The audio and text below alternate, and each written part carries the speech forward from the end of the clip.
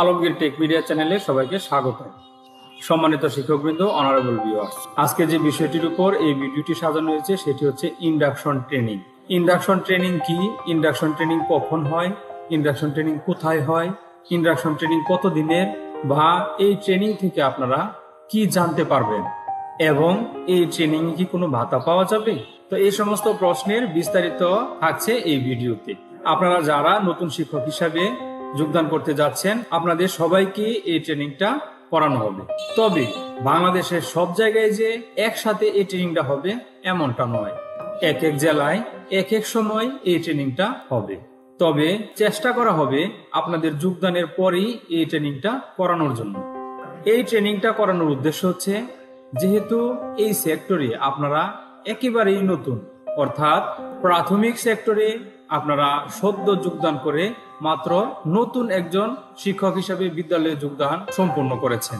এখন আপনারা বিদ্যালয়ে শিক্ষার্থীদের মাঝে কিভাবে পাঠদান কার্যক্রম পরিচালনা করবেন, কিভাবে মূল্যায়ন করবেন, যেমন ধারাবাহিক মূল্যায়ন, সামষ্টিক মূল্যায়ন এবং প্রান্তিক মূল্যায়ন কিভাবে করবেন, এই বিষয়ে আপনাদের একেবারেই অজানা। মূলত এই ট্রেনিং এর মাধ্যমে যাতে আপনারা মানসম্মত একটি পাঠদান করতে পারেন, সে বিষয়টি নিয়ে ট্রেনিং এ মূলত আলোচনা করা হয়ে থাকে। এখন প্রশ্ন হচ্ছে, এই ট্রেনিংটা কোথায় হয়?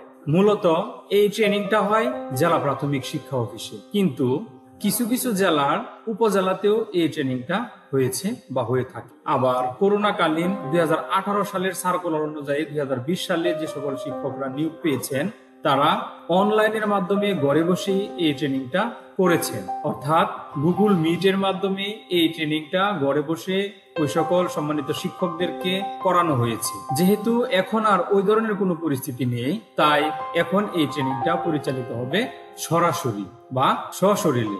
সেটা হতে পারে জেলা প্রাথমিক শিক্ষা অফিসে, আবার হতে পারে উপজেলা রিসোর্স সেন্টারে, হতে পারে উপজেলাতে। আর উপজেলাতে হয় মূলত উপজেলা রিসোর্স সেন্টার, যেটাকে আমরা ইউআরসি বলে থাকি। এখন প্রশ্ন হচ্ছে, এই ট্রেনিংটা কয় দিনের হবে বা আপনারা এই ট্রেনিং এর জন্য কোনো ভাতা পাবেন কিনা। আসুন এই গুরুত্বপূর্ণ দুটি প্রশ্নের উত্তর জেনে নেই। ইন্ডাকশন ট্রেনিংটা মূলত 7 দিনের। ম্যানুয়ালে যদিও 10 দিন লেখা হয়ে থাকে, কিন্তু মূলত ট্রেনিংটা হয়ে থাকে 7 দিনের। এই 7 দিনের জন্য আপনারা ভাতা পাবেন। অবশ্যই আপনাদেরকে এই 7 দিনের ভাতা দেওয়া হবে। আর খুশির খবর হচ্ছে, প্রাইমারিতে চাকরি থাকাকালীন আপনি যত ধরনের ট্রেনিং করবেন সকল ট্রেনিং এর ভাতা পেয়ে যাবেন। ইন্ডাকশন ট্রেনিং এর জন্য আপনারা 7 দিনে 5600 টাকা, অর্থাৎ দৈনিক 800 টাকা করে 7 দিনে 5600 টাকা আপনারা পাবেন। এখানে ব্যাট হিসাবে কিছু টাকা কাটা যাবে। আপনারা ব্যাট কেটে 5200 থেকে 5300 টাকার মতো আপনাদের হাতে পাবেন। আর ট্রেনিং মানেই হচ্ছে আনন্দের বিষয়, নতুন নতুন বিষয় সম্পর্কে জানা, নতুন নতুন তথ্য নেওয়া, নতুন নতুন মানুষের সাথে পরিচিত হওয়া এবং নতুন সবকিছুর সাথে নিজেকে মানিয়ে নেওয়া, এই বিষয়গুলো সম্পর্কে ট্রেনিং এ আপনি ধারণা পেয়ে যাবেন। মূলত কথা হচ্ছে, ট্রেনিং এর মাধ্যমে আপনারা নতুন নতুন অভিজ্ঞতা সম্পর্কে জেনে থাকেন। আর ট্রেনিং মানেই আনন্দের বিষয়, নতুন অভিজ্ঞতা সম্পর্কে জানার বিষয়। এখন দেখাবো আপনাদেরকে এই 7 দিনে আপনাদের কি কি কাজ করতে হবে।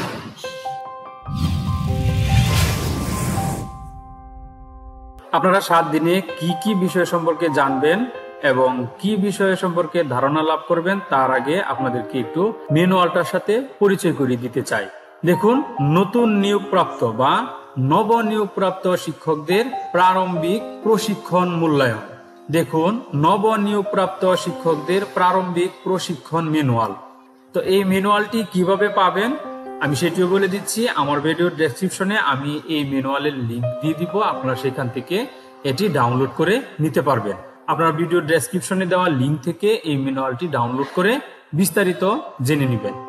তো আমি এখন চলে যাচ্ছি আপনাদের প্রথম দিনের যে অধিবেশন রয়েছে, সেই প্রথম দিনের অধিবেশনে কি রয়েছে দেখবো আমরা। প্রথম দিনের অধিবেশনে দেখুন, এই যে এটা হচ্ছে ম্যানুয়াল, এখানে ম্যানুয়ালে বিস্তারিত লেখা আছে। আমরা প্রথম দিনের যে কার্যক্রম, সেই কার্যক্রমে যাচ্ছি। এটা হচ্ছে সূচিপত্র, আমি একবার এক নজরে আপনাদেরকে দেখিয়ে দিচ্ছি। দেখুন, এই যে এখানে আছে নবনিযুক্ত শিক্ষকদের জন্য প্রারম্ভিক অর্থাৎ ইন্ডাকশন প্রশিক্ষণ সময়সূচি।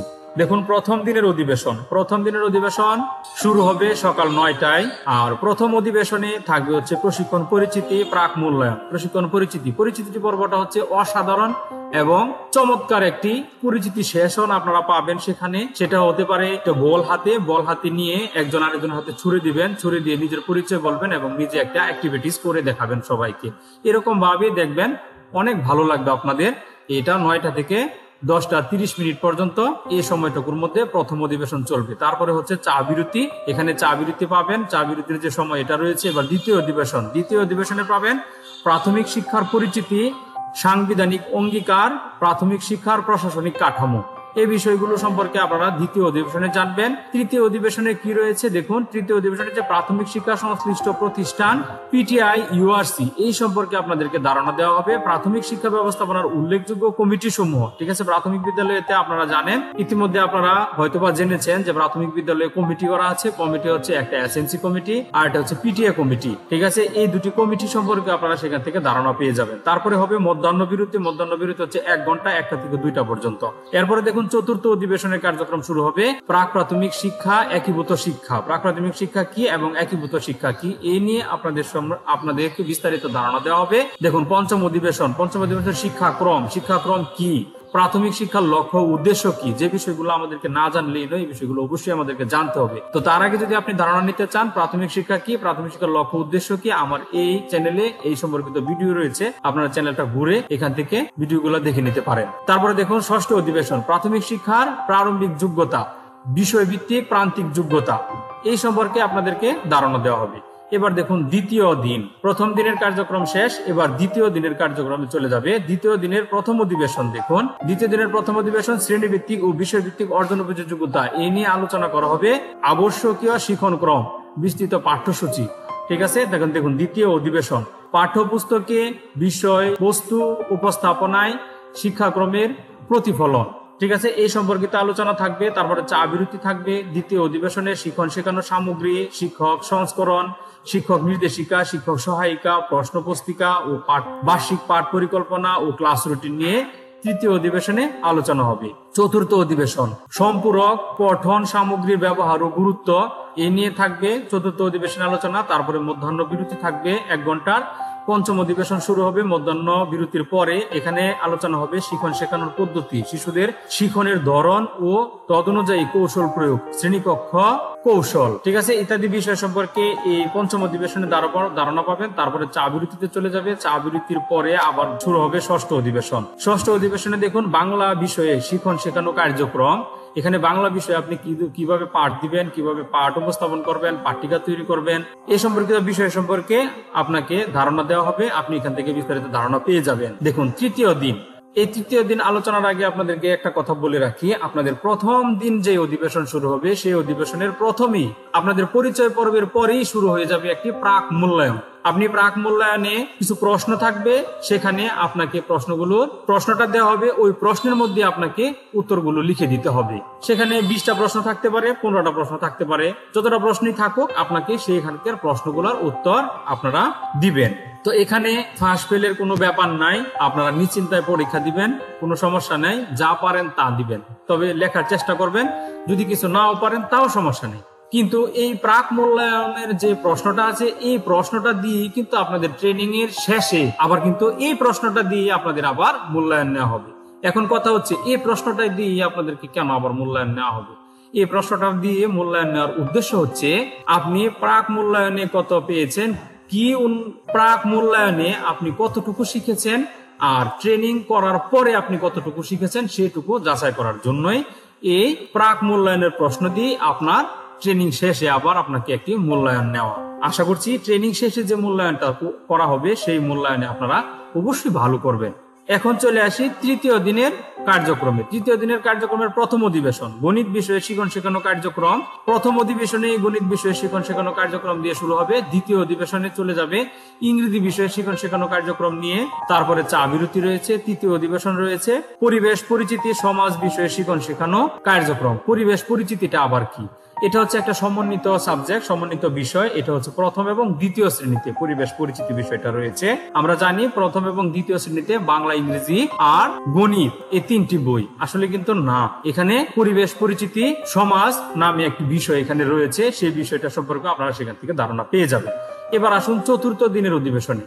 চতুর্থ দিনের অধিবেশনে রয়েছে পরিবেশ পরিচিতি বিজ্ঞান বিষয়ে শিক্ষণ কার্যক্রম, তারপরে মধ্যাহ্ন বিরতি, পঞ্চম অধিবেশন। পঞ্চম অধিবেশনের যে বিষয়গুলো জানবেন এখান থেকে দেখুন। তারপরে চতুর্থ দিনের অধিবেশন, চতুর্থ দিনের অধিবেশনগুলো এখান থেকে আপনারা দেখুন। মূল্যায়ন, বিভিন্ন প্রকার মূল্যায়নের গুরুত্ব, ধারাবাহিক মূল্যায়ন কি, এর উদ্দেশ্য কি। এখন মূল্যায়ন নিয়ে আপনাদের চতুর্থ দিনের অধিবেশনে আলোচনা হবে। আশা করছি মূল্যায়ন নিয়ে যে ধরনের প্রশ্ন বা মূল্যায়ন কিভাবে করবেন, প্রাথমিক শিক্ষা সমাপনী পরীক্ষার প্রশ্ন তৈরি কিভাবে করবেন, বার্ষিক পরীক্ষার প্রশ্ন কিভাবে তৈরি করবেন, তারপরে শিক্ষণ ঘাটতি কিভাবে পূরণ করবেন, নিরাময়মূলক ব্যবস্থা আপনি কিভাবে গ্রহণ করবেন, এই বিষয়গুলি এই চতুর্থ দিনের অধিবেশনে আপনারা বিস্তারিত জেনে যাবেন। এবং চতুর্থ দিনের অধিবেশনে আপনারা পাঠ পরিকল্পনা কিভাবে তৈরি করবেন, পাঠ পরিকল্পনা কেন তৈরি করবেন, পাঠ পরিকল্পনা নমুনা উপস্থাপন, নিজেদের মধ্যে পাঠ পরিকল্পনা তৈরি করা ইত্যাদি বিষয়গুলো নিয়েও আপনারা এখানে দলগতভাবে আলোচনা করবেন এবং সবাই মিলে পাঠ পরিকল্পনা প্রস্তুত করবেন। পঞ্চম দিনের অধিবেশনে আছে শিক্ষণ কার্যক্রম অনুশীলন, তারপরে আছে মধ্যাহ্ন বিরতি, তারপরে আছে শিক্ষণ কার্যক্রম অনুযায়ী এর উপর অনুচিন্তন, তারপরে চা বিরতি, তারপরে শ্রেণী ব্যবস্থাপনা। পঞ্চম দিনের ষষ্ঠ অধিবেশনে শ্রেণী ব্যবস্থাপনা। তো আপনাদের মধ্যে প্রশ্ন থাকতে পারে যে শ্রেণী ব্যবস্থাপনাটা কি? ক্লাসে গেলাম, পড়াইলাম, পড়া দিলাম, পড়া নিলাম, এটাই তো আমার কাজ, আর কি শ্রেণী ব্যবস্থাপনা আবার কি? এখানে শ্রেণী ব্যবস্থাপনার একটা ব্যাপার স্যাপার রয়েছে। আপনারা ক্লাসে যান, ক্লাসে গিয়ে অবশ্যই আপনারা দেখতে পান যে বড় যারা তারা সামনে বসেছে, আবার ছোটরা পিছনে বসেছে, অথবা বেঞ্চ এলোমেলো করে বসে আছে। তো এখানে শ্রেণীর একটা কোনো কি যায় সৌন্দর্য নাই। তো এখানে আপনি যখন বেঞ্চটা একটু গুছিয়ে ছেলে মেয়েদেরকে ঠিকঠাক ভাবে বসিয়ে টসিয়ে সুন্দর করে পরিবেশটা ক্লাস উপযোগী করে নেবেন, সেটাই হচ্ছে শ্রেণী ব্যবস্থাপনা। তো এখানে আপনাকে এই শ্রেণী ব্যবস্থাপনাটা করে নিতে হবে। তারপরে শ্রেণী সজ্জিতকরণ, আসন বিন্যাসটা বলে ফেলেছি, শ্রেণী সজ্জিতকরণ। এবার শ্রেণী সজ্জিতকরণের একটা বিষয় আছে। আপনি বিভিন্ন ধরনের কাগজ কেটে ফুল বানিয়ে এই করে সেই করে বিভিন্ন ধরনের বিভিন্ন ভাবে আমরা কিন্তু শ্রেণী সজ্জিতকরণ করতে পারি। সেটা কিন্তু আপনি সেখান থেকে ধারণা পাবেন। আশা করছি আপনারা এই সম্পর্কে অবগত আছেন। শ্রেণী কিভাবে সজ্জিতকরণ করবেন না জানলেও সমস্যা নেই, এখান থেকে আপনারা জেনে নেবেন। এবার ষষ্ঠ দিনের অধিবেশন, ষষ্ঠ দিনের প্রথম ও চতুর্থ অধিবেশনটা একসাথে হয়ে যাবে। ঠিক আছে, এখানে দেখুন 9টা থেকে একটানা 1টা পর্যন্ত অধিবেশন চলবে। ঠিক আছে, এর ভিতরে কোনো ধরনের বিরতি নেই, কোনো ধরনের বিরতি নেই। আপনি একবারে মধ্যাহ্ন বিরতিতে চলে যাবেন, কোনো চা বিরতি নেই, কোনো কিছু নেই। প্রথম থেকে চতুর্থ অধিবেশন পর্যন্ত একটানা 9টা থেকে 1টা পর্যন্ত, আর 1টা থেকে 2টা পর্যন্ত হচ্ছে আপনার মধ্যাহ্ন বিরতি। তারপরে পঞ্চম অধিবেশন শিক্ষণ কার্যক্রম অনুশীলনের উপর অনুচিন্তন, এগুলা চা বিরতি আছে। তারপরে ষষ্ঠ দিনের অধিবেশনে দেখুন শ্রেণী কার্যক্রম পরিচালনায় বিবেচ্য বিষয়সমূহ, চকবোর্ডের ব্যবহার, প্রশ্ন করার কৌশল, শ্রেণীবিন্যাস, প্রশংসা এবং বলবর্ধন ও শ্রেণী শৃঙ্খলা। এখানে আপনি শ্রেণীতে কিভাবে পাঠদান করবেন, প্রশ্ন কিভাবে করবেন, বিষয়বস্তু সম্পর্কে ধারণা নেবেন। তারপরে শিক্ষার্থীদের মাঝে প্রশ্ন করলে সেই প্রশ্ন উত্তর দিতে পারলে, বা শিক্ষার্থীরা কোনো অংশগ্রহণ করলে সেখানে কিভাবে শিক্ষার্থীদের প্রশংসা করবেন ইত্যাদি বিষয় সম্পর্কে এখানে আপনি জেনে যাবেন। এবার দেখুন সপ্তম দিনের অধিবেশন, অর্থাৎ সর্বশেষ দিনের যে অধিবেশন। দেখুন সর্বশেষ দিন যে কার্যক্রমগুলো রয়েছে তার মধ্যে প্রথম অধিবেশন শিক্ষক যোগ্যতা। এখানে শিক্ষক যোগ্যতা আপনি অতদিন ট্রেনিং করে, এই যে 6 দিন আপনি ট্রেনিং করলেন, এই 6 দিনে আপনি কি কি শিখলেন এবং যোগ্যতা সম্পর্কে, মানে একজন শিক্ষকের কি কি যোগ্যতা থাকবে সে সম্পর্কে আলোচনা হবে, এবং আপনি কতটুকু অর্জন করলেন এখান থেকে সেটা সম্পর্কেও আপনাকে প্রশ্ন করা হইতে পারে, বা বিভিন্ন ধরনের এখানে গেস্ট থাকতে পারে। সপ্তম দিনের অধিবেশন যেহেতু শেষ অধিবেশন, এখানে গেস্ট থাকবে, সেটাই স্বাভাবিক। উপজেলা শিক্ষা অফিসার মহোদয় থাকতে পারেন, সহকারী উপজেলা শিক্ষা অফিসার মহোদয় থাকতে পারেন, আর ইউআরসি ইনস্ট্রাক্টর মহোদয় তো থাকবেনই, বা আমাদের জেলা প্রাথমিক শিক্ষা অফিসারও থাকতে পারেন। অতএব এই দিনের অধিবেশনে আপনি সুন্দরভাবে যা পড়েছে, যা 6 দিন যা পড়িয়েছে সে সম্পর্কে একটু বিস্তারিত পড়ে যাবেন। তখন কিন্তু আপনার আর কোনো সমস্যা হবে না। ইনস্ট্যান্ট একটা প্রশ্ন করে বসলো, আপনার এখানে পাস ফেলের কোনো ব্যাপার না, কিন্তু সবার সামনে কিন্তু আপনার চেহারাটা লাল হয়ে যাবে। ঠিক আছে, তো আশা করছি সমস্যা হবে না। আপনারা সবাই অ্যাডভান্স, সবাই অনেক স্মার্ট, আপনারা পারবেন। তো দ্বিতীয় অধিবেশন দেখুন শিক্ষকদের পেশাগত কাজ চিহ্নিতকরণ, পেশাগত উন্নয়ন, রেকর্ড পরিচিতি। চা বিরতি রয়েছে, চা বিরতির পরে তৃতীয় অধিবেশনে চলে যাবে সহশিক্ষা ক্রমিক কার্যক্রম, সাংস্কৃতিক কার্যক্রম, খেলাধুলা, সাহিত্য, জাতীয় দিবস, ক্লাব, যৌথ কার্যক্রম ইত্যাদি সম্পর্কে মানে সহশিক্ষা কার্যক্রম সম্পর্কে আপনারা অবগত হবেন। এখানে সহশিক্ষা কার্যক্রম হচ্ছে সাংস্কৃতিক প্রোগ্রাম, খেলাধুলা, বিদ্যালয়ের সাহিত্যিক চর্চা, তারপরে জাতীয় দিবসগুলোতে কিভাবে আপনারা অংশগ্রহণ করবেন, কিভাবে শিক্ষার্থীদেরকে ইনভলভ করবেন, কিভাবে সেই অনুষ্ঠানগুলো পরিচালনা করবেন, কাপ শিক্ষার্থী কিভাবে তৈরি করবেন, সেইগুলো সম্পর্কেও এখান থেকে আপনারা ধারণা নিয়ে যাবেন। তারপরে দেখুন চতুর্থ অধিবেশনের চাকরি বিধি। এখানে আপনার কিছু চাকরির রুলস রয়েছে, এখানে আপনার চাকরির কিছু রুলস আছে, নিয়ম আছে, সেগুলো সম্পর্কে আপনারা জানবেন। দেখুন সেগুলো সম্পর্কে আপনারা জানবেন। সরকারি কর্মচারী আচরণ বিধিমালা 1979, সরকারি কর্মচারী শৃঙ্খলা বিধিমালা 1985, এই সম্পর্কে আপনারা এখান থেকে কিছু ধারণা পেয়ে যাবেন। মধ্যাহ্ন বিরতি রয়েছে।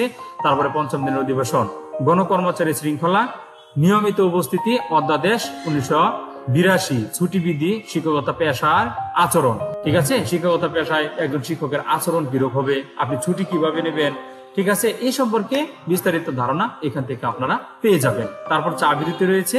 ষষ্ঠ অধিবেশনের প্রশিক্ষণোত্তর মূল্যায়ন, তারপরে রয়েছে সমাপনী।